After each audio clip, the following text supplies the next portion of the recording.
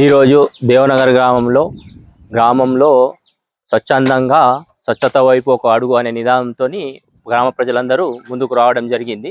ఇందులో భాగంగా ఉప సర్పంచ్ గారు, మాజీ ఉప సర్పంచ్ గారు, వార్డు సభ్యులు, గ్రామ యువకులు, గ్రామ ప్రజలు అందరూ కలిసి గ్రామంలో ఎక్కడైతే ముళ్ళ పొదలు ఉన్నాయో మరియు ఇవి చెట్లు ఉన్నాయో పెద్ద పెద్దవి అవి తొలగించడం జరుగుతుంది. అందరు దీనికి సహకరిస్తారు. మా గ్రామాన్ని మేమందరం కలిసి శుభ్రంగా ఉంచుకుందామని ముందడుగు వేసినాము. ఎందుకంటే ఇది వర్షాకాలం నడుస్తుంది కాబట్టి వర్షాకాలంలో చెదలు పొదలు ఉంటే మొత్తం దోమలు ఉంటాయి కాబట్టి దోమలు పెరుగుతాయి.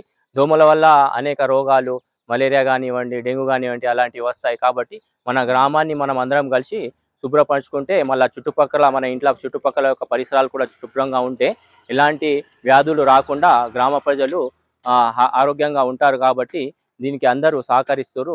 దీనికి సహకరించిన అందరికీ ధన్యవాదాలు తెలుపుతూ మా గ్రామాన్ని ఇంకా అభివృద్ధి చేసుకుంటూ ముందుకెళ్తామని కోరుచున్నాను.